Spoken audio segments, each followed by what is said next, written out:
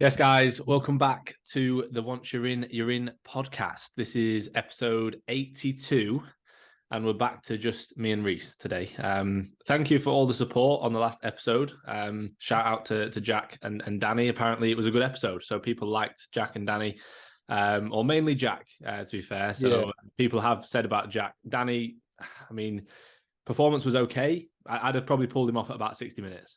Yeah, I reckon he started to fatigue early, didn't he? Yeah. I think at the podcast, he wasn't podcast fit, where Jack was. Jack's podcast. I don't know. Jack had a poor start, and then he grew into the game, and then, to be fair, he played well at the end.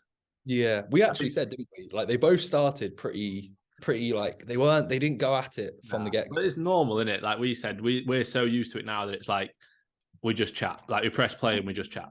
Yeah, There's no we're doing a podcast. This doesn't feel like we're doing a podcast. No. I feel like when we started, we used to. Do you not remember? We used to not structure ourselves, but we we talk about this a little bit. I don't think we did. I think I think if we were to look back at it now and watch the first few episodes, we'd probably think we don't. You can tell we're not as comfortable as we are now. Yeah, definitely. That would actually be quite a good thing. What about if we do an episode re-listening to an old podcast? Listen to it, that'd be great. Yeah, no, listen to like a couple minutes, because I bet we probably were a little bit more awkward. Like I said, now it's just a bit of a chat. Anyway, do you want to chat about what the plans? We won't go into full detail, but do you want to chat about any plans moving forward with the podcast, or do you want to just remain under wrapped? No, we can do, mate. I'm just writing the timestamps, because I didn't do it last time, and I'm getting a bit slack at it. But we're going to get somebody to do it at some point soon, aren't we? Yeah. Well, the podcast is going to be leveling up. We won't go into level up. Hashtag level up. So what we're going to do is we're going to make a reel. Nothing's going to change, but we're going to level up. Nah, we are leveling up. We're going to change location. We may even be changing the logo. Yeah. It is going to be a hashtag level up, mate. It is, yeah. But nowadays, like I said, mate, it's a tradition. You do nothing differently, but you just say, right, I've made a reel, therefore my coaching or my business or whatever, it's just so much better. It's usually it's like they do something. It's like they bring out some deal, and it's like this is now the coaching is leveled up because I'm trying to take more of your money. Nothing's changed. Services, if anything, probably got worse. But here's a reel. I've had to spend 150 quid on this reel, so please pay me back. Please get my money back for the real. I need sign-ups immediately. That's what it screams. But no, we're not trying to actually get sign-ups, because it's not through coaching. It's going to be once you're in, leveling up. Different location, in person, got a little few bits and bobs I say a few bits and bobs. Let's leave it at that. Yeah. Let's leave it at that. The other night, we spent a few hours planning what we wanted the studio to look like, where we're going to do it, how we're going to do it, we were going to look at getting somebody to basically be like an editor / producer, so we can get more content out of it and stuff like that. So stay tuned, guys. Tell your friends as well. Admin man. We will actually have an admin man. Well, hopefully, yeah. It won't be me. I'm fucking wasting my time doing it. Not wasting my time at all, guys. But yeah, stay tuned. Tell your friends. Tell your family. What's the ETA, mate? I reckon maximum a month. The stuff we've ordered in the next 2 weeks, we should have it all. Yeah, I'd say we'll have this week and next week. If the week after can be set up, that'd be wicked. But I think it could be a bit audacious, so it might be the following week. But I reckon 2 to 3 weeks. Let's say start of March.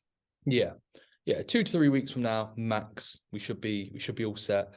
What we'll do as well is we will actually get people. We'll get a list of guests. I mean, we've got a list of guests, but we'll probably both put a story on, and we'll ask you guys who you want on, because it'll be pretty cool getting people in on if we get the studio how we want it to look. If we have guests, it'll be pretty good, won't it? It's different to doing it on Zoom, isn't it? Yeah, it's more. I think it's more real. You get to have a bit more of a chat. You can. There's for example, we're lucky we can just chat, but I do think you've got latency with Wi-Fi, the quality of mics. If anything, it'll just push the podcast to be at a new level. We're just leveling up. Hashtag level up, yeah. Yeah, but no, we did say we've been saying this for months, and the last 3, 4, 5 months, the last year we've been saying we want to do 2 episodes, we need to do this, we need to do that, and I think over the last month or two, both of us have been right, we need to get it sorted, we need an hour, we need 2 hours, and on the drive back from Corpus conditioning, which we'll get into in a short while, we kind of scheduled a list of everything that's needed, and then we spent we were pretty efficient, man. It was only 2 hours on the laptop, an hour and a half, 2 hours on the laptop, which I thought would be longer. So we just ordered a load of stuff. Everything should be coming, and like I said, it'll be a sense of setup. But we want to get a reel of the setup and everything. So that's going to be when we're officially leveling up. But yeah, we won't go into much more detail. But exciting times are coming for the OYIYI podcast. And we've even, well, I was going to say we bought something that we bought them, but I'm not going to tell them. No, we can go through everything that we've bought when we get it and when we show it. So that'd be cool. And then when I show Lucy, who's going through my accounts, exactly why we needed something that was like 600 quid. Yeah. I was like, yeah, Sam, we needed that's it. Part of why though, because this is why we've both like been like, right, we need to spend more money because we don't want to pay any tax. We're trying to scam the tax man basically. Yeah, exactly. So operational protocol scamming the taxman. That's going to be the more. Right. So do you want to have a chat about the week? I mean, we trained with Zack the other day. We trained with, was it Zack Daniels from Zack Daniels Coaching? Yeah, it was Zack Daniels from, was Zack Daniels Fitness, but now is Zack Daniels Coaching, yeah. Okay, fair enough. So yeah, good session. That was a good session. We trained with Zack about a year ago. I think we all trained together after prep, and it was about maybe like just over a year ago. And the first time we ever trained together, I actually said this to the boys. They didn't really notice because I was quite like subtle with it. But Zack trained with us when I was about 3 or 4 weeks out, or maybe even 2 weeks out, and I ended up just training on my own. And like they both, like Finn and Zack, found it quite fun. He's a natty hater. Yeah, no, I was about 2 weeks out from the first show, and I was absolutely fucking ruined. And Zack and Finn were both like peak off season. And I remember like, because Zack competed obviously last year, so this was like a good 18 months ago. And like within the first exercise, they would just laugh, like just how we would when we train, have a bit of banter, like chatting a bit of shit. And I was just like, I just want to train. So I was like, right, guys, I remember saying to Finn, like, I'm going to just do the rest of the session on my own. And Finn was like, no, mate. You can. And I was like, mate, I'm fine. I have a good session. I'm happy for you, but I'm going to do this on my own. I just need to be on my own. And Finn was like, okay, fair enough.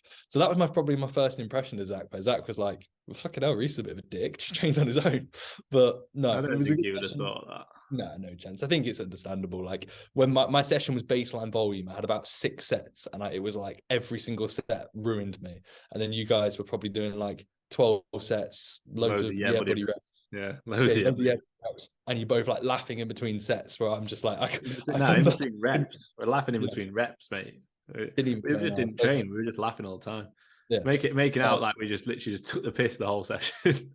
No, it wasn't. It really wasn't. But it was like a normal session. But when you're a week out, 2 weeks out, 3 weeks out, the last thing you want to do is, oh yeah, I'm gonna have a good time. You don't even want to be training. You just want to get home. Like you don't want to be in the gym. So it was like, right, I'm just gonna get my shit done, and then we'll leave. See you later, guys. I'm training my own. So yeah, that was that. But yeah, we trained with Zack on Tuesday, and it was a very good session. Yeah, it was very good. My legs are battered.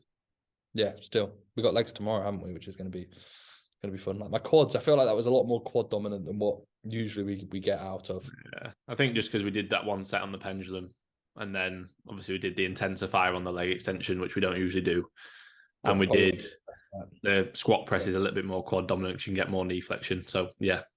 Although to be fair, my glutes and hamstrings still feel pretty good. Like it was a really good session. It was nice. I said to you after the session, like I liked Zack's mentality in the sense of like there wasn't, when we trained, it wasn't really like we were all trying to be as optimal, as critical regarding anything. It was like, right, cool, whack another plate on. Sound, that felt good, go a bit heavier. And I feel like that's probably quite nice when you jump on bits of kit that you haven't used in quite a long while. Like we've got baseline numbers for that, or we've got numbers for like the squat press, but we haven't used it in such a long while. So we were like, oh, let's just see how it goes. So like you did 10 plates, I did 12 and 10. I know you went heavy on your second set, and Zack's like warm-ups, he was just like, yeah, fine, feels good, let's go heavier. And I feel like some sessions are quite nice. It's when you're training in your own gym, like constantly, and like you're obviously doing the same sort of exercise, you know roughly where you'll fall. So it's like, okay, I can look at my numbers here, I can kind of predict what I'm going to get. And then other sessions, it's just a case of going in and it's just fucking moving weight and pushing yourself, and actually training hard. I think, to be fair, we've like almost adopted that anyway. Like, again, we've said this before, like quite recently, like not long ago, like look back a year ago, we'd have been like on the way to the gym, like, oh, thinking about what we're going to get, or like almost like being slightly anxious, like going, oh, I'm doing this today, I've got to be this, I've got to get that. Like now that's kind of like part of it anyway. It's like, well, why wouldn't I progress? But we're not going into it thinking I have to get this. Like in the past, we'd have had times where the warm-ups would have felt horrendous, and then we'll be like, oh, but I've got to do this weight because this is what I said I was going to do. I've got to do this for this amount of reps because that's what I've been planning on. That's what I've been thinking about all week. Whereas now we'd go, the warm-ups feel shit. I'm going to take a low rep set and go heavier, or I'm going to take a high rep set and go lighter. I'm not going to do the same load because it feels horrendous today. And last week it felt mint. So I'm still going to take some form of progression. I'm just going to look at it and go, right, let's actually do X amount of weight that's going to be more like a 15 to 20 repper than try and beat the 8 that I got last week and try and get 9. Like, and I think we kind of do that for most sets now, is that how often do we do the same load 2 weeks in a row? Like very, very rarely. Oh, rarely ever now. You know, I can't remember the last time I ever thought, oh, let me just go on the same load for like maybe one additional rep. Like there's some cases, but doubtful. And yeah, I'm not going to say like we're so meditated when it comes to our load progressions, but I more mean like that leg press. If you were to say to us, what are we going to go in on? Like we wouldn't even really have a clue because we haven't used it for so long, you know? So, yeah, we could have had a look, but I wouldn't even want to have a look because I'd be like, I've not done it in ages. The session's feeling good. It's a different order than I'd usually do it. I wouldn't usually do a pendulum before it. It's like if we'd have gone and looked at, let's have a look at our training logs and have a look at what our previous best on that squat press. I guarantee the sets we did would have been worse because we'd have been thinking this is what we've got to do. Like instead of going in and getting after it and getting a lot out of it. Yeah, 100%. I think it's one of them. Like it was a good session. We all just got after it. Zach's very similar to us in the sense of like mindset, which is nice because again, we train with people and no slight upon them, but it's almost like the thought process is like, right, well, I need this to be as good as possible, which isn't what the thought process should be. But then like the intensity suffers. It's not that though. Like, it's it's hard to people. A lot of people that we train with are more tentative. They're like, we've said it loads of times. I'll mention Matt. Matt won't care. Butcher's wet dream. Like I said to him loads. Like he would say that he couldn't do a weight, or he'd look at a weight and go, "Oh, that's going to be heavy." And like I'd say to him, like, "Mate, you've never even touched the machine." Like so, like, before we did that Atlantis incline, he was like, 4 plates. I was like, "Yeah, you'll have 4 plates." And she was like, "What? 4 plates?" Already he's thinking that's heavy, but he's never even done it. Whereas like with Zack, we said like it's quite rare. Like Zack, we were loading up the leg press, and we were like, "Zack, what do you want?" He was like, "Oh, I don't know, just put another plate on." And we were like, "That's rare." Most people would go, "Oh, I don't know, I need to double check what I've had last time and how many times I've done it."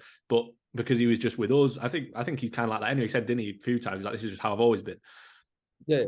Like, we were saying how we found the pendulum. When we found the pendulum warm up. Like I failed it was probably the funniest thing that's happened, and then Finn failed it like a week later. We were doing a pendulum with like the most stupid band setup ever. It was ages ago, by the way. We're not sure we've said this on the podcast. Yeah, we have. And I went down and like we might have had only like 2 plates on the pendulum, but we had probably about 7 bands strapped on or something. And it was like we had one green band, but it was like double banded, and it was even right. No, it was one double banded green band, and at the bottom of the rep, it was like, even at the bottom of the rep, it was kicking in quite tight.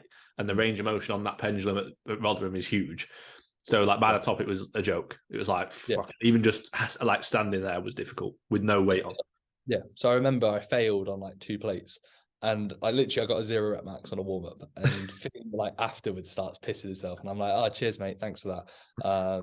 And then like a week later, Finn does the exact same thing on the warm up the pendulum. But like this is the thing, like again, probably it was a new exercise. We didn't have it in for a long time, but it wasn't where like that ruined the session, or we were like, "Oh my god, next week I need to be really careful," because you failed in the following week. It was just how we've always been. Like on anything new, we're like, we'll just give it a go, and if it doesn't go well, then so be it. But a lot of people, like with what Zack said, just whacking the plate on, would be like, wait, how much is that? Oh, yeah, maybe, you know.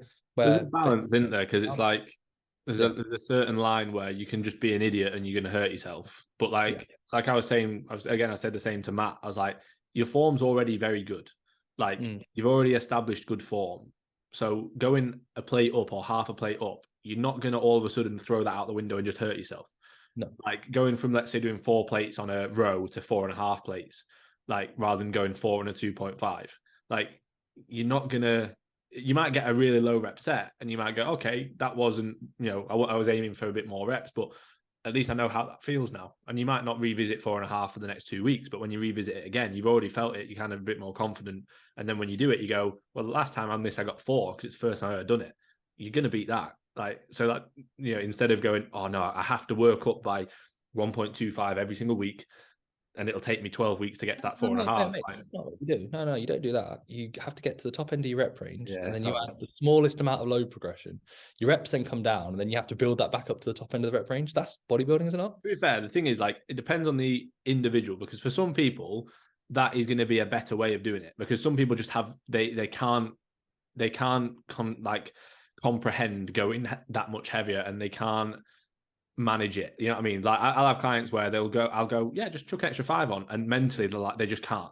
They'll do it and they'll lose 5 reps. And I'm like, you've just mentally bottled that. That's not because the weight's way too heavy for you. You've just mentally gone, for example, going from 170 to 180 on a hinge. Like, how many times have you seen a client lose 5 reps? And it's like, oh yeah, losing 5 reps. Fair enough, you might lose 1 or 2, but you shouldn't be losing 5 reps. Like, it's just 4 plates. It's in your head. It is. It's all in your head. I think it works out in different ways, because I've done plenty of sets before where I've intentionally wanted it to look heavy. So I'm like, right, this is going to be fucking hard. I need to get this switched on. Like, I've always been like that. I remember, like, when I was like probably 17, 18, there was people that were telling me in the gym when I was like pressing 3 plates, like, oh mate, if you put 2 10s on, it doesn't look as heavy. And I'm like, no, I want it to look heavy. I want it to look and go, okay, this is going to be hard. Let's fucking go. I almost think some people thrive off that. Yeah, and I've always, you want it to look heavy. Yeah, no, I'd always want it to but I'd want it to look heavy. I want that level of like slight fear. Like, you know, if you were to see a leg press and there was like all the thin plates and they only take up this much, and it's the same load as, let's say, all the plates stacked, I'd rather see all the plates stacked. So I look at this and go, this looks fucking stupidly heavy. Mm-hmm. Like the sandbags, you know, during lockdown when we had all those sandbags and concrete blocks, that was intimidating. And I think some people would look at that and go, can't do it. No chance. Well, it's like, the thing is, like, again, it might be us being stupid, but yeah, like, almost everybody in lockdown were like, oh, you shouldn't be doing that. Like, you're going to hurt yourself. Like, every day, every single time we did it, we got messages. Like, we were like, no, we've got to progress. Like, and the thing is as well, like, we had it set up so it wasn't going to kill us. It looked worse than it was. Yeah. For people that don't know, we had, again, people will know because people would listen, but people that don't, during the leg press, during the lockdowns, it's leg press. During the leg press. Yeah, it's leg press. During the lockdowns, we had like a leg press pack squat. I could actually pick up the laptop and go and take it over there and show. But pretty much, and what we did was the actual stack itself wasn't heavy enough to leg press efficiently. You could hack squat perfectly well. It was really heavy, like 4 or 5 plates per side, and the hack was brutal. But the leg press, like, you could do a lot more. So we used to stack all the plates on that we could, and then we'd like where the leg press pad itself, it would create like a bit of like a sled, and you could literally like stack things on top of the leg press itself, where like the hack squat kind of handles are. So above our feet on the pad, we had like concrete blocks, some slabs, some sandbags, anything that we found that was and we had it like banded with loads of bands. Yeah, and literally we had it like, honestly, like so high that if the leg press had just like fallen apart, genuinely, like the ambulance would have to be called, because you would just you'd be crushed, your legs would be broken. It was like it looked like a lot more dangerous than it looked a lot more dangerous than it was. I remember my mum coming in a few times, and she'd look at it and go, "Boys, what the fuck are you doing?" And we're like, "No, honestly, it's safe. It's not that bad." It was fine. It was like the leg press wasn't just randomly going to buckle and break. No. It was more so like, and it wasn't going to slide because of how we'd locked it in. It was more so like, if it made a noise, like, because obviously it did, like it'd creak and stuff, but if it made like a bit of a weirder noise, it was like, we were like, we just were like looking at it like, it might slip. And the concrete slabs was like set up, weren't they? But they weren't going to slip because they were too heavy to slip. But if they did slip, it'd just come and like chopped your neck off, basically. Yeah, and it would have been like, what did we work out that we had on the top? Was it like 250 kilos of like slabs and stuff? It was a lot of load. I remember like those blocks were like, I think 15 kilos a pop, and then we had we had the concrete slabs that were 15, then we had the concrete blocks that were 5, and then we had the sandbags that were like 10. Sandbags were heavy. And the sandbags were like breaking and leaking. You get a mechanical bag in another bag. Yeah, mechanical drop set, because every time you'd use them, like during the set, the sand would slowly leak out. Yeah, so you'd leave the gym afterwards and you'd just be it's just like soaked in just sand and crap and stuff like that. But again, we really should have filmed. Like, I regret that we didn't film some of those sessions. They were brutal. There was to be fair, we've got it filmed on our stories. Yeah, but not properly. Like, if we had like YouTube videos from then, that'd been proper good. Yeah, no, I agree. And like all the little adjustments we made when it came to like pressing, like we had a push day, no, we had an upper day that legitimately the alterations, we only had like 2 presses, 2 pulls, and some arms, but the session would take like 5 hours because we'd like have to move everything around, like set up different blocks here because we were literally just having this adjustable rack and we were pressing pretty heavy. And then we were doing like T-bar rows in the corner. And yeah, mate, it was good times. I don't know how we got into lockdown memories, but yeah, good times, man. Like, but that stems from, in a sense, us just training and being somewhat slightly reckless, but just training hard and enjoying it. You know? We both made a lot of progress in lockdown as well, to be fair. Yeah, we did. I remember like pressing and everything. Like we were just doing the basics over and over and over again, and we were both in gaining phases.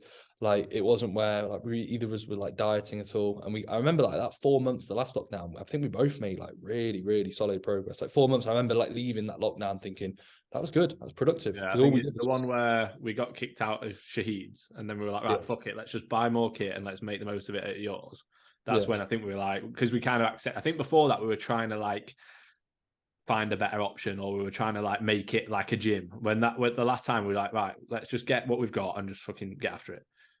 And yeah, like obviously we still made good progress in the other lockdowns, but again, like we've said before, like the first few sessions, we were almost trying to replicate like a session in the gym, and like before a week, we were like, we can't do this, we're fucked. yeah. Like, we had to just change it. But the last lockdown, I don't even remember like which was which and everything, but I remember the last bit being when we had to buy all the extra kit. We didn't have to, but we thought, right, we're not going to train out of Shahid's anymore. It's not allowed. The first one was when I was dieting for my show. Yeah. I don't remember the one in between. We were training at Sheeds. So that was the one that was just after the show. Yeah, that was we're like we'd book for 3 hours and we'd always be rushing or whatever. Like it was literally, I remember that the last 20 minutes of every session we'd be like, fuck's sake, gotta rush through Yeah, the like it was that you had to make things work. Like you had to move things around. There wasn't just like stuff set up, even like a leg extension.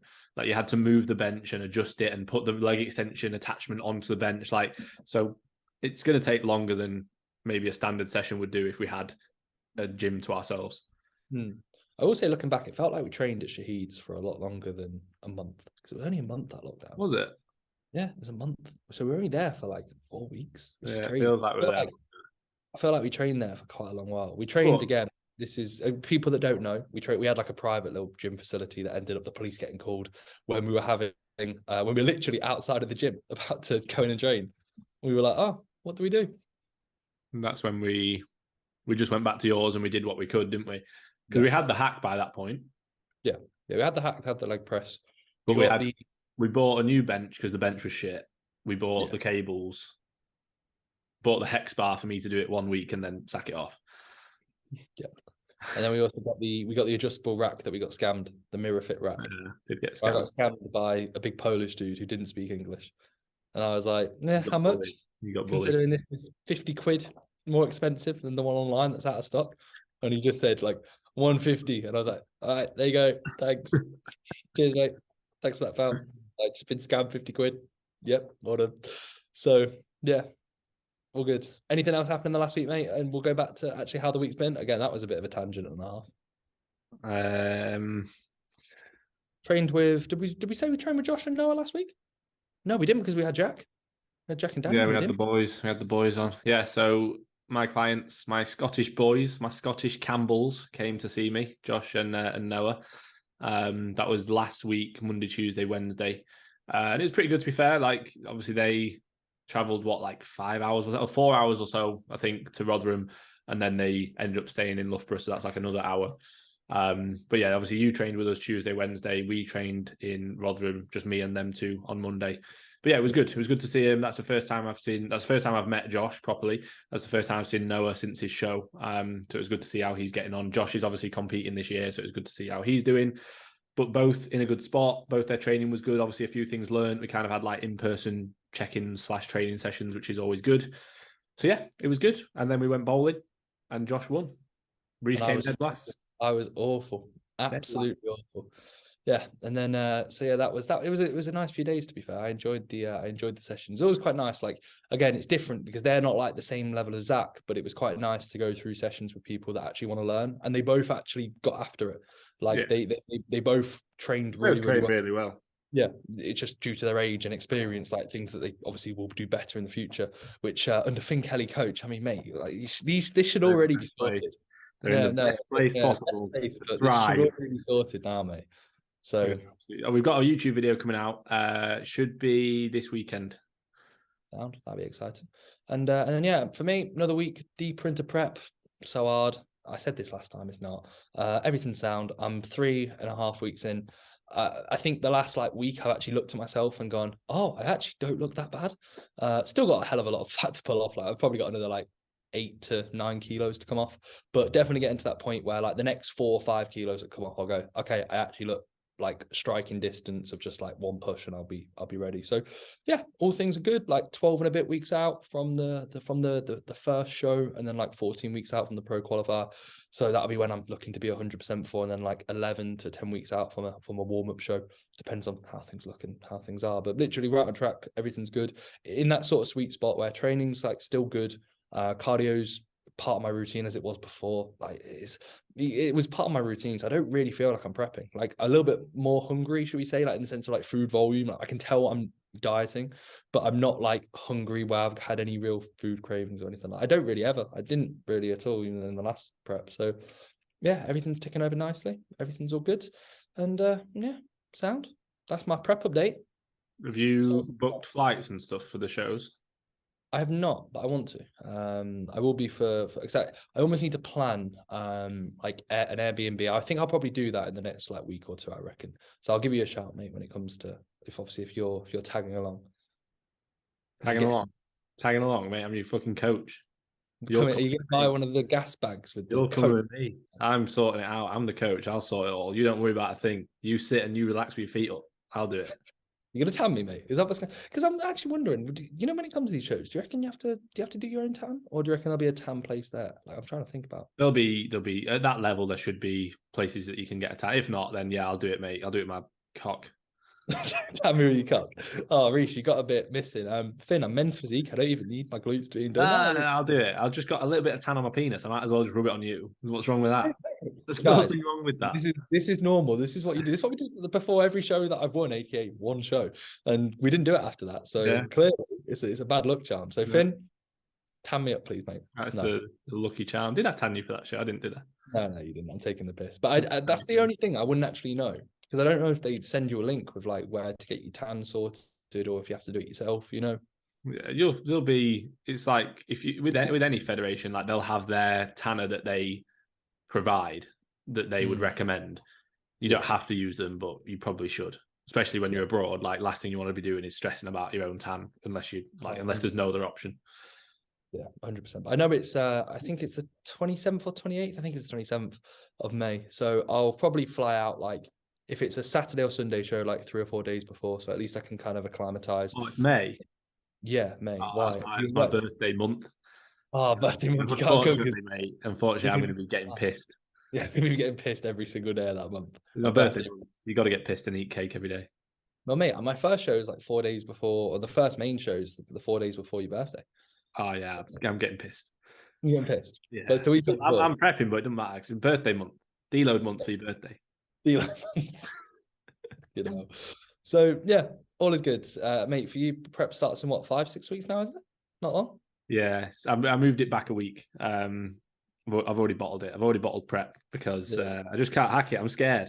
I'm scared of prep, so I moved it back a week. I'll probably move it back a week again, and then I'll just sack it and go. I'm just not ready. Mate, what you do is you'll start late and then rush, and then when it gets hard, then you'll sack it. That's what you should do. Yeah, that's what I usually do. Yeah. No, so me and Shannon are going away, and we couldn't go away the week that I wanted to because she had to be at work on 2 days. I don't know why. But Shannon's ruined your prep. Shannon's ruined the prep. Yeah, if I don't win a show, it's her fault. I'll be breaking up with her. Yeah. So, but yeah, we're going to Morocco because we wanted to go somewhere warm, but somewhere not too far away. Because like I don't want to go somewhere that's like any longer than like a 4-hour, 5-hour flight maximum because we're only going for a week. And I've always said to you, I don't want to go on a flight that's like 5-6 hours of travel time when you're going away for a week. It feels like too much travel for the time that you're there. So we're going to Morocco. I think it's like 4-hour flight. So like usually they overestimate as well. So let's say it's like 3.5 hours. It's not bad. weather's supposed to be decent. I think it'll be like low 20s, so it's not gonna be red hot. Obviously, not many places are at this time of year, but it looks pretty nice. The hotel that we've got looks really nice. So yeah, it'll just be a week like similar to what we did when we went to Egypt. Obviously, we went to Egypt like 3 years ago. We've not had a holiday like that since then. Every holiday we've had is like Airbnbs or like a weekend away. Obviously, when we went to Italy, it was like a sightseeing kind of holiday, really. So it'll just be like a week, all inclusive, get fat as fuck prior to prep. I reckon I'll probably come back lighter. I always do after holidays, because I'll still keep my routine. I'll still be active. And yeah, it'll just be a case of just dropping loads of fatigue. So usually like over a deload, I'd lose weight anyway. So I'm going to deload while I'm away. So I'll probably come back a few pounds down and it'll be a good starting point. So that's the plan. And that is the 16th of March until the 23rd. And then I'm going to start on the 24th. There you get back. So on the plane, on the way back, drinks in, food in, all that sort of stuff. Pints and pints on the way back. I remember, mate, on the way back, they were like sending around the food when I was on the way back from Canada. And it was like some like chicken pesto pasta.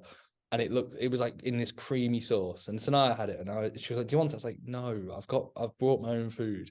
And then she was like, yeah, but like when you get, and I'm like, I don't care. Like I'm not having that. Meal before prep, yeah. I can't think of anything worse than having airplane food. I can't imagine anything worse than airplane food, but then also combination of having fucking pasta with cheese sauce like that. I will shit myself for the rest of the week. Like that, my stomach will be horrendous for the next month if I eat that, and then don't move because I'm sat on an airplane for like 6 more hours. No, I'll have my chicken that I've already like made. I've got a Tupperware container. I love that.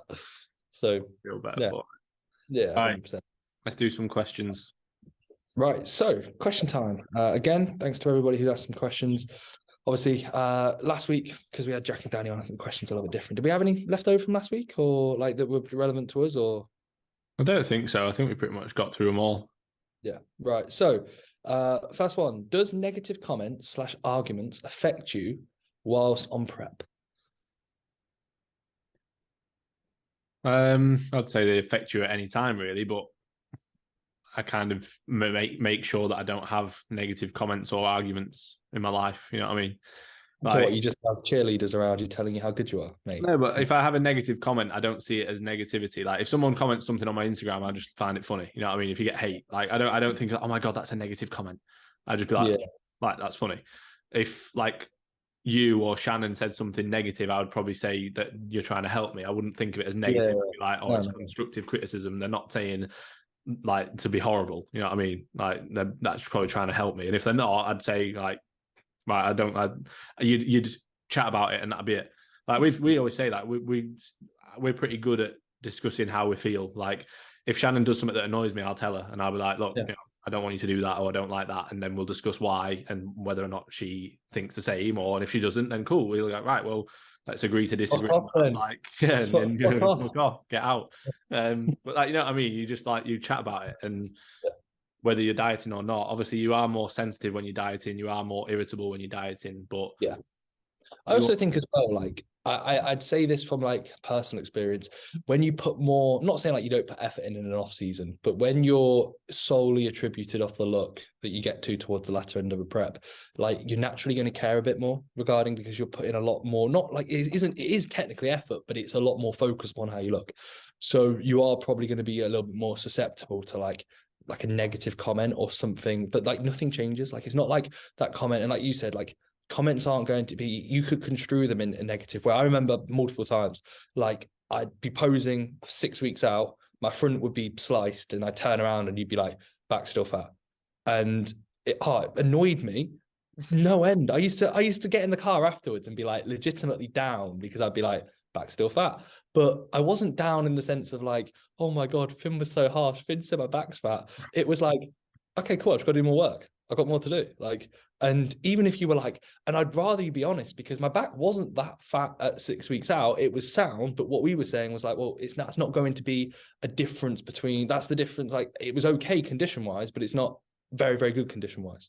And when you're wanting to bring a good package, you don't need people to tell you, oh mate, this is amazing. This is that. The amount of times that, like we've said when I was prepping last time, that I just get bullshit comments from people saying how good I was. And I'm like, sound, like, thanks for the nice words, but I don't need to think of much of it. I just need to kind of move on and think, is what it is. I think people do it for that though.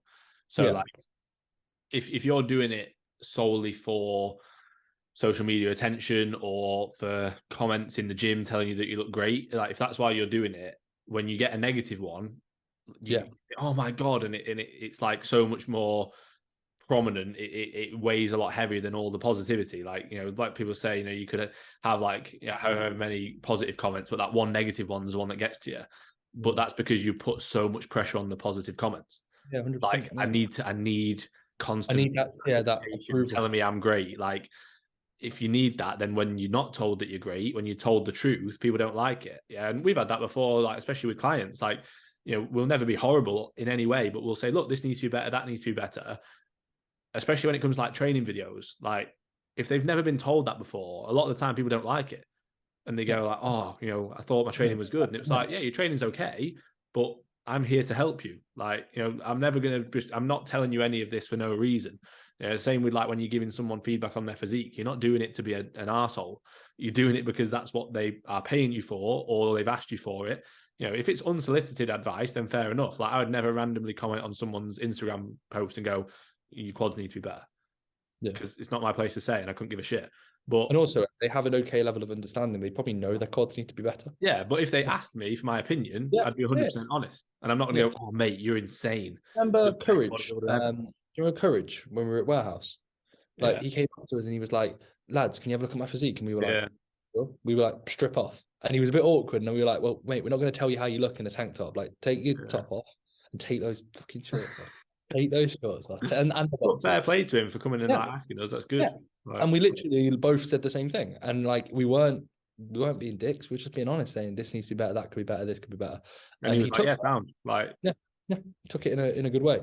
And it's one of them. And then also obviously Aisha asked like arguments affect you, and it's like if I actually spoke about this to a client earlier, and I was like, it really depends on how deep you are. Like if I'm 3, 4, 5, 6 weeks out, the last thing I'm going to do is argue. I don't have the energy to argue. You the last thing your body is thinking of is, oh, let me have an argument.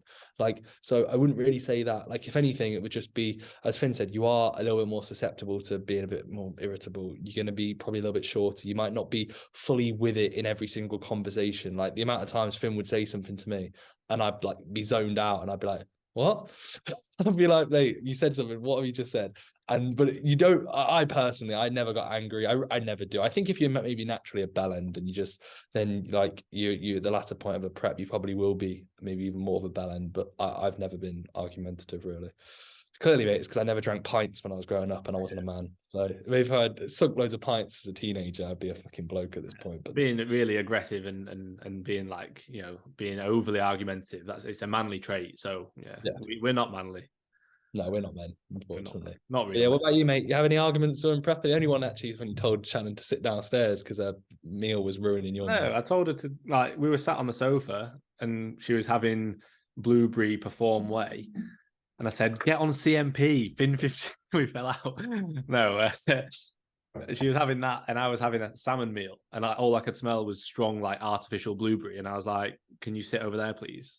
Because that like is really strong. And she was like, what? I was like, please go and sit over there. Like I could have gone and sat over there, to be fair, but you know, like you don't even think about that because you're just too tired to even move, really. Like, you know, when you've got your meal, when you're dieting and you've sat down and you've got your meal, everything's ready to just eat that meal and just chill and have the meal, and then you're like I think it was my last meal as well, so it's like after that I'm just like chilling and going to bed. And then you've got like in the like next to you, you've got someone else eating somewhere and it stinks. It's like really strong opposite of what you're eating. Like fuck off over there.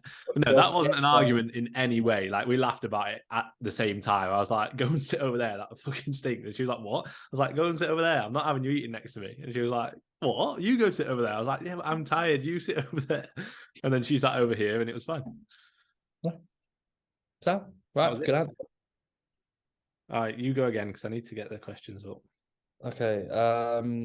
We've asked this before, but Bailey Doggett, if you could only do one movement for each body part, what would you do? So we answered this one, yeah. Yeah, well, I think we've already done this one, but we'll go again. So calves, I mean, seated calf raise, I'd probably say. Like Atlantis one. Yeah, it's very good, like calf raise. The Atlantis one at the Mecca is actually probably the best calf Has raise. to be the one at the Mecca. Yeah, no, but I've never seen it in any of the gym. Like that's a We've really got good it at calf. Physique Gym. That the Cybex one we used at the dock gym. Was it Yeah, that that? is nice That actually. was really good. Them two are good. Anything where it's going to be like not loading like not where you're standing up and it's loading you like systemically through like your spine, and it's like the loads either literally directly in front of you, so like the one at Future Fitness is good, or potentially just being loaded through like the top of like your quads. Yeah, that would be calves. Hamstring. Was it movement pattern or machine?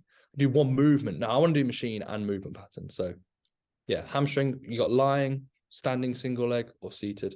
Or you could argue you could a hip hinge and then you do all in one. Are we counting a 45-degree hyper, you know? I'd say if it was literally you can only do one movement, I would, yeah, for hamstrings solely, I would do a seated hamstring curl, probably the Cybex. Yeah. I'd say live fitness seated ham. That's what I'd go with. Quads. For glutes, I would do a hip hinge. That's what I'd Mate, class for that you're movement. going up too high. Quads. We're going up from Thinking of posterior. Yeah, toe to head. So quads. We having a leg press or we having a leg extensions are just like that. It's one of them, like they are the best pound for pound, but then I don't think I wouldn't want to not have a leg press No. or I would probably have a leg press. Yeah. What leg press?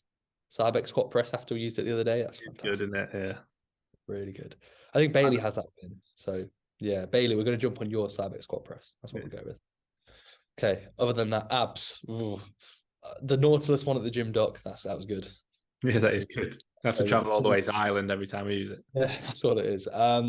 We're breaking down the back. So we do erectors or we do erectors out, right? What's your favorite terrace movement? What's your I love this, my thoracic part of the lat. We could do for you could put lats and then mid to upper back. Erectors you could have a hinge, or you could say glutes you could have a hinge. And to be fair, let's say for glutes a split squat, and then for erectors any hip hinge. Yeah. What hip hinge, mate? Come on.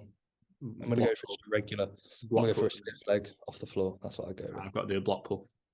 Has to, because that's the trendy exercise right now, isn't it? It's been trendy over the last my hip. My hip. I can't. That extra 3 inches of range. Yeah. This is my hip.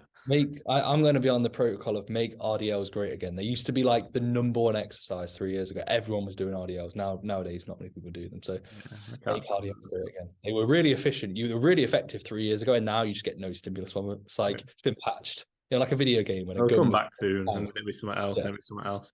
Yeah, like this gun was too overpowered, so they patched it, and now another gun's overpowered. That's what's happened to the RDL. It was too overpowered, so like now a block pull. Yeah, now it's a block pull. Right, mid back, lats, single arm pull down, chest supported. I'd probably go with. You can't really beat that. And then like we do a mid to upper back, so like any horizontal row or potentially like a pull down, like an upper back pull down. Prime any chest supported row, like a T-bar, prime row. Even the hammer strength low row or the hammer strength ISO row. Any of those. Yeah. Okay. Then pushing musculature. We'll go chest. What's your one chest movement? Probably just a Smith press. We have said this before, haven't we? I think we said like a mid-incline Smith. Yeah, mid-incline Smith. Shoulder press, Cybex shoulder press, or the gym shop shoulder press. Or a lateral raise. Nah, I'm gonna go lateral raise. Yeah, if we're doing front or side delt. No, but I'm classing the whole delt. So if I'm doing a medium incline Smith, I'm getting a good chunk of front delt. So side delt is what I'm gonna have like a cuffed, single arm. Cuff single arm lateral raise. And then that's it really. Arms, biceps, triceps, neck, head. I don't know. Blow job. Yeah, blow job. I'd probably go. Yeah, for that. And then that also is going to get cross transfer of neck, mouth, gum, everything. Yeah, so jaw. Get a bit of jaw stimulus. A lot of jaw stimulus. And then, when it comes to arms, I mean, single arm preacher, and then single arm, maybe a cuffed like cross extension, cross cable extension for the triceps, maybe overhead. I feel like triceps and biceps, you could almost close your eyes and pick an exercise. If it's single arm and you can get the alignment spot on, you're probably not going to go too wrong.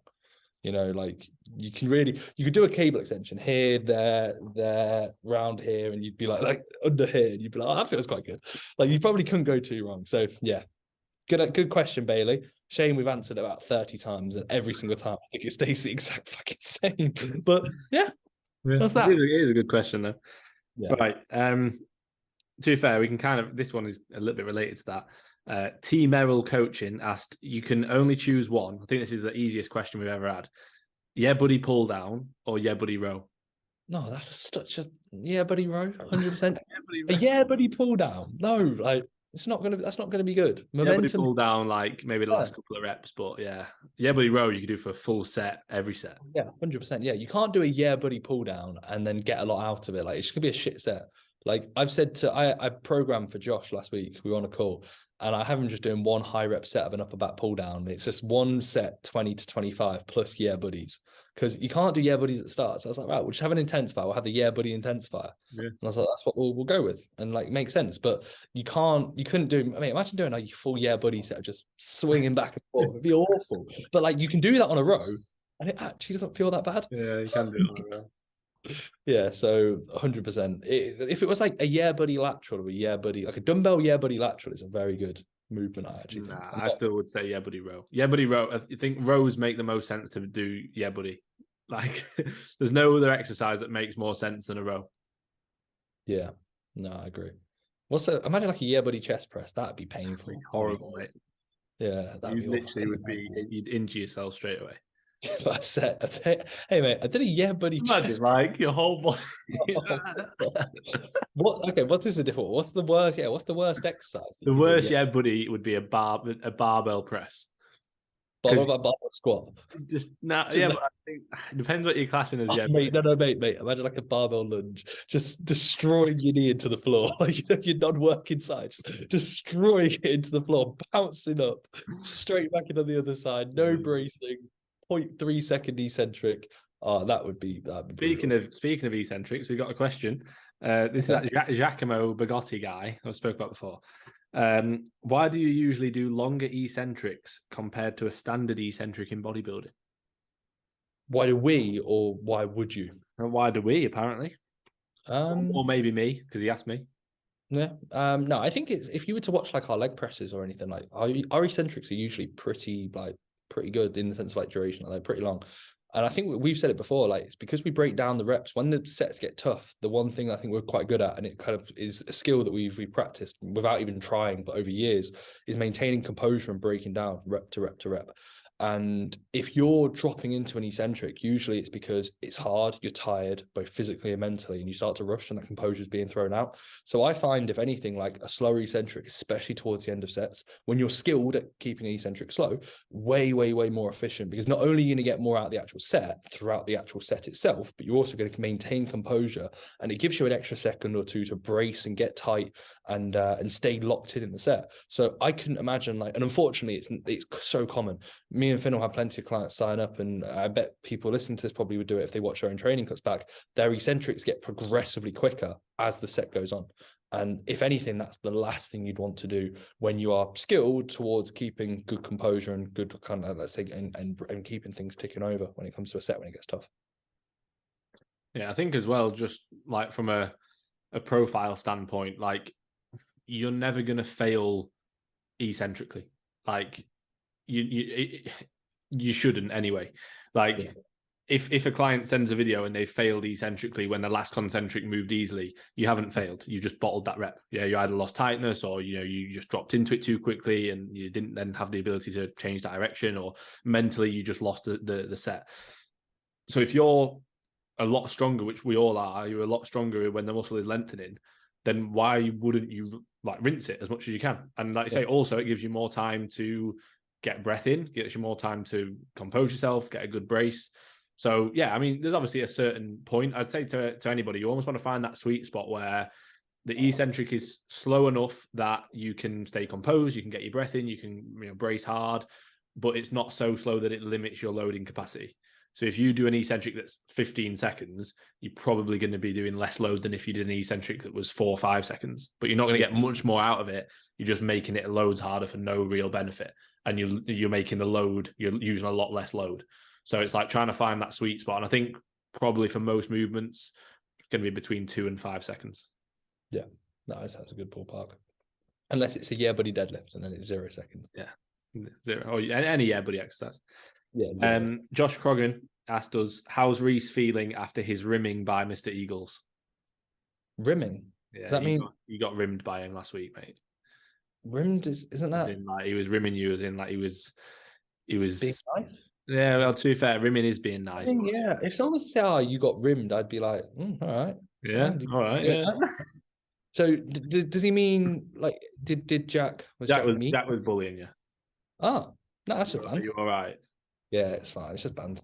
At the end of the day, I can't really say much to him. He beat me, so I mean, no matter what I say, I can't reply because he beat me. So I could say anything, and he's like, "Yeah, but I beat you," and I go, so, I can't reply to that. I can't. I've got no ammo. So no matter how good I am at defending myself, I just can't. So I might as well just stand there and take it. I cried a bit. Yep, cried a bit. Spoke to Finn afterwards. Sent him a voice note. Had a bit of counselling, and yeah, I'm not fully over it, but yeah, hopefully one day I will be. When you next beat him. Yeah, when I next step on stage and beat him, and then imagine if I get beat again, I'm just going to retire. But no, it's banter. Like I know Josh knows it's banter. So there's no beef between any one of us. I think that's why the podcast was quite good, because it was just us chatting shit about each other. You know, I got a load of messages saying Danny was the one who got bullied the most, and I didn't feel like that was the case at all during the podcast. I thought Danny was pretty like. We went easy on Danny. Yeah, we could easily be a lot harsher on Danny, knowing the stuff we know about Danny, So, yeah. No, it was a good podcast, to be fair. Right, we got asked by JP_MBMT. Finn, let me add a milkshake to my Five Guys order next week, or I'm going to transfer to Team Marfit. Mate, he can have what he wants. I've not told him what he can have. Do what you want, mate. No, you're not the one calling his shots for his off-plan meal. So he could go out because he doesn't want to be sub 180, and he could just go and get. He can't be sub 180. It's not that he don't want to be sub 180. It's that he can't be sub 180. So he's going to be on stage at 180 pounds. 181, I reckon, on stage. He can't be sub 180. And then once you fill him up, it'll be nice and round. It'll be like very full, very full and round. So yeah, you don't tell your clients what to have an off-plan meal. If he wants a milkshake, he can have a milkshake. Mate, I'm not saying, right, you've got to go to Five Guys, you've got to have exactly this. I'll say, if you have an off-plan meal, if you want a Five Guys, have a Five Guys. If you want to get a milkshake, get a milkshake. If you gain 5 kilos from it, then you've been a fucking idiot. If you gain 1 kilo or a pound or 2 pounds, then yeah, I'm not too concerned, and it'll settle back down as it does. So yeah, mate, if you want a milkshake, get a milkshake. Don't get a shit one, though. Get a good one. Tell me the order. A good one would be like... Oreo Lotus Biscoff. That's what I'd go with. Oreo, you say? Yeah, I think Oreo and Lotus. Peanut butter and Lotus, or peanut butter and Oreo is good. Okay. Yeah. You like peanut butter? I think yeah, Jack Eagles could probably benefit from having a peanut butter one. Yeah, he'd be sad.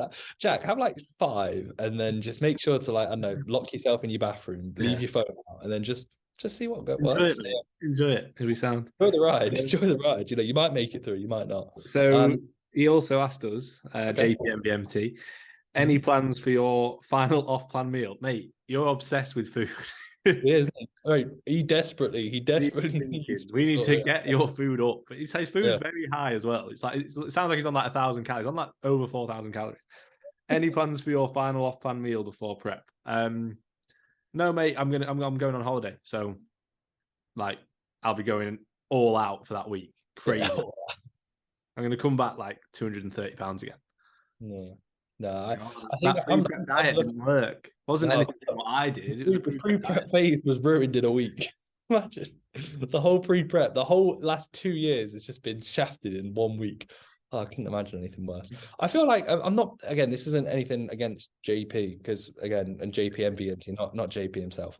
But I remember like the amount of times like Sinai would mention as a joke, like, "Oh, get it, prior to prep, any food." And I was like, I really don't care. Like, the only thing I thought of is when we were out there, but like, I quite like a traditional, like, you know, like stone oven pizza. Quite like something like that. But I didn't tick this off. It was just, I'm in Canada and the pizzas there are usually pretty wham. So I was like, this will be quite cool. The only thing I've thought is like trying to maybe do things that I've not done in the past however long, that I'm like, I'm not going to do that when I prep. So like seeing my mates, going out for food with my mates from back at home. Yeah. I messaged them the other day and said, I'm dieting from this point. Like, if you want to do something, like, let me know. We can do it. Yeah, before. I did that in December with Jamie. And then likewise, like when we were in Liverpool, we went out, had loads of drinks, loads and loads and loads of drinks. And then we had some food. But I don't know, it was one of those where like I think a lot of people think about a prep as this like massive commitment, and it is, but it's not like it's indefinite. Like a year from now, we're both not going to be prepping. 10 years from now, I might be dead. Finn's going to be a Masters. But at the same time, like in 10 years from now, I doubt that we're going to be like in the same sort of spot. Like we still might be competing every couple of years or every year, but it's going to be very different. In 20 years from now, neither of us are going to be competing, I'd like to imagine.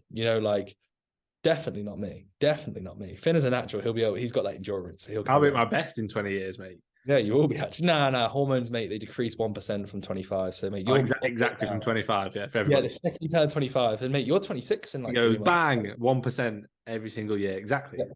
Yeah, mate. So you're, if anything, like enjoy your test right now because your sex drives can drop 1% every year. Yeah. Everything's can't get much lower. It's horrendous. Oh, mate, honestly, I feel bad for Shannon. Like genuinely awful. Well, I spent all Valentine's Day with you. Yeah, true. To be fair, yeah. And I didn't even see my girlfriend on Valentine's Day. At least you saw Shannon. So, yeah. Right. Yeah. He also asked us one more from Jack. About food? No, actually. Well, it could be. Bro, what's your favorite meal? I'm waiting for that. That's what it is. One thing you struggled with last prep. Will it happen again or something different this time? You won't know about something. Yeah, you'll say it's impossible to predict. Yeah. Even no, mate, everything's mapped out. Week 1, this, week 2, how much weight we're going to pull off, then a fatigue management week. Everything is mapped out. No, last time, the only thing I really struggled with was like the understanding that my front gets a lot leaner than my back.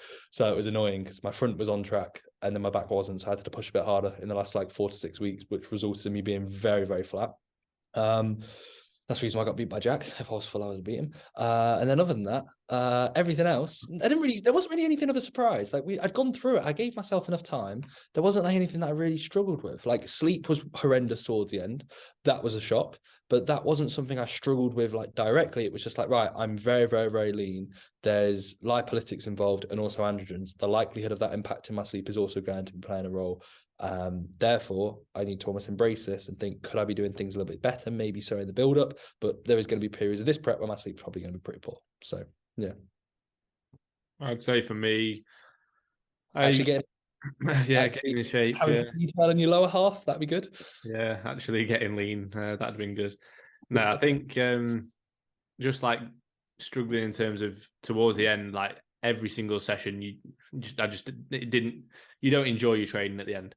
And obviously, if you enjoy training, it's like that's something I struggled with. It's frustrating. Like, but again, like you just kind of accept that it's part of it. Like the best way to look at that is like ultimately to get into stage condition, you're not going to be training at your highest level ever. Of course, you're not. Otherwise, we'd just stay in stage condition all the time. So you've got to be willing to pay that price, or you haven't. And if you haven't, then don't, and that's fine. Like just don't compete. Or if you want to get into stage condition and you want to compete, then you're going to have to accept that at the end, your training is not going to be the best it's ever been. And that's okay. And you have to try and sort of detach your emotions and your mood from your training. Because like it's normal in off season, if you have a great session, you probably feel a bit better than if you have a poor session. You think, oh, that's a bit annoying. And you don't feel quite as good. Just generally your general mood isn't quite as high as if you have an amazing session. You can't let that happen towards the end of prep because you just feel shit all the time. You'd be beating yourself up all the time, and it's just not worth it. So that, and then also like injuries, the leaner that you are, the less protection you've got around your joints, everything hurts a bit more.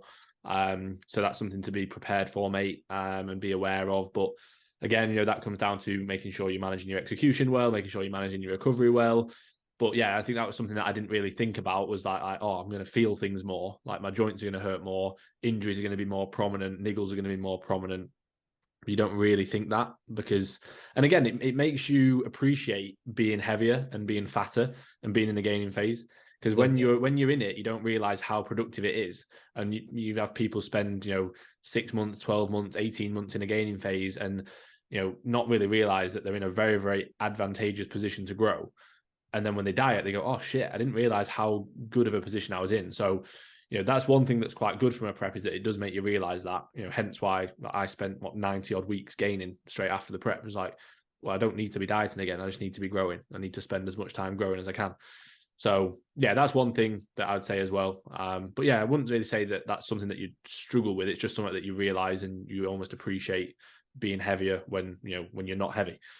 But yeah, like I say, in terms of preempting anything or something different this time that I'll struggle with, like I'd never say, oh, I'm going to struggle with this, because then I'm going to think about it and I'm going to struggle with it. So I wouldn't really plan to struggle with anything, or I would make sure that I've set it up so that I'm unlikely to struggle with anything, which is why I'm planning on struggling with my cardio, my adherence. I'm struggling. I'm worried about my struggle with just overeating all the time. I'm going to struggle with like having a refeed day, and instead of having like 100 carb extra, I'm going to have like 1,000 carb extra. I might struggle with that. Yeah, don't think you're going to struggle with anything, mate, because then you're already telling yourself that something's going to be harder than it maybe needs to be. Yeah, but for him right now, food he's going to struggle with, because he's obsessed with food. Can't be under 180. No, it can't be under 180. Right, 2 more for me, mate, and then we'll wrap up if you want. Have you got any good ones? You go, and then I'll have a look.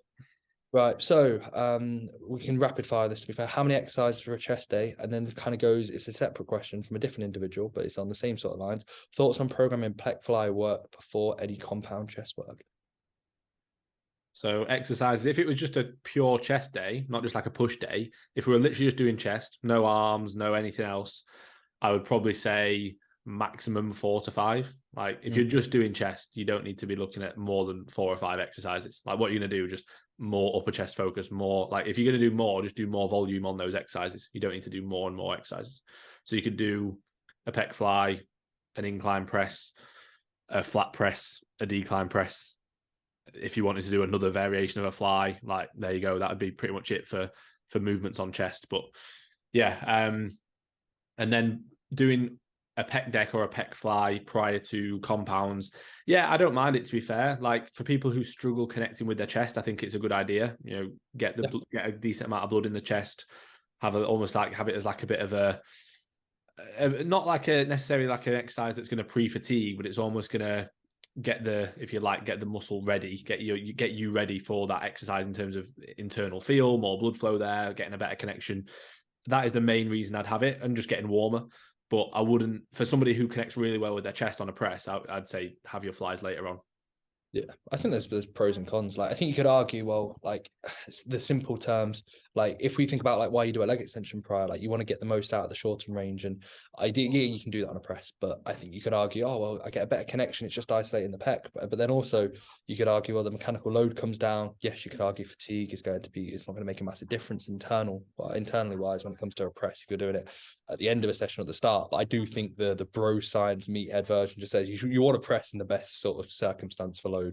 And therefore, if you get a good connection, just do your presses, then do your isos for pressing. I also think with that sort of school of thought, like if you think about a hack or a leg press, like think about the amount of load you're putting through your knee. With a press, like it's unlikely you're going to be putting that much load through your shoulder joint. Unless you're doing a buddy press. Buddy press, then you will. But like I would like, even like we did the other day, we didn't do a leg extension prior, but I still want to do something, like even if it's just a hamstring curl before I do a compound on legs, because I don't want to go straight into the gym when I'm like, even if you've got done some steps or whatever, like going straight into a compound movement and putting quite a lot of load through the knees if they've not on the hack. Yeah, straight on the hack. Like, don't want to do that again. I won't do that again. Zero rep max hack squat with 5 assisted reps. Oh, fantastic. Right. All good? Have you got any, mate? Will Razzo, he put Razzo Rag taking over buddy reps. I don't think it will, mate, 'cause it's got your name in it. Sorry. Can't call everything a Razzo Rag exercise. Yeah. Also sounds like you're masturbating. Thoughts on Ultraflex slowly turning into a club? That was Will Razzo as well. What is it? I've no idea. What are they doing? Are they doing like memberships where you can be like night out? No, I imagine it's just, I think he means like it's just loud and there's a lot of people in there. Oh, it's always been like that though, Yeah, it's always been like that. I saw a few people put recently like music was too loud at this gym. It's like, what? You're in a gym, like sometimes the music is a bit loud. Yeah. Like Warehouse used to be really, really loud. Evo can be loud, but like you're in a gym. I wouldn't be like, can you turn the music down, please? Like unless you're in the corner doing the Cybex hack at Rotherham, and they're playing, and Myron Max is playing his fucking horrendous songs, then that's the word. That's what hell is made of, mate. I don't think I'd be able to, like, if you were to put me in a room, I'd go mad, I'd go insane. Next on the Cybex hack with that music playing, and Myron Max is like horrendous. See him in the background. You see Myron Max behind the counter. Yeah, I'd go mad. I would be insane within the hour. I have to get out of that corner. That's awful. I couldn't imagine anything worse. But yeah, it's a club. That's what it is. It's a good thing it is for some people. That's a sad thing. Aisha asked us, is it necessary to train to failure on every set? Should we answer that next time? Yeah, we'll start at that one, I reckon, because that's probably quite a good one. I reckon that could be a title. Tom Crowther, I think he's pronounced your surname. Dream podcast guest. Oh, Ronnie Coleman. That'd be good. Yeah, gotta be Ronnie. Big Ron. Just take the piss out of him the whole time and he wouldn't know. Yeah, exactly. Maybe he would know. Maybe he would know. Maybe that's me being mean. Yeah, he probably knows subconsciously, but he doesn't have the words to come out and say, fuck you guys. I think he would. No, mate. Big Ron nowadays isn't the best up there, I don't think. He might be, I'm not sure. Apologies to Ronnie Coleman. And apologies to any Ronnie Coleman's listening. That's right. That's it. Podcast done. Thanks for the story tags. Thanks as always. See you later, guys.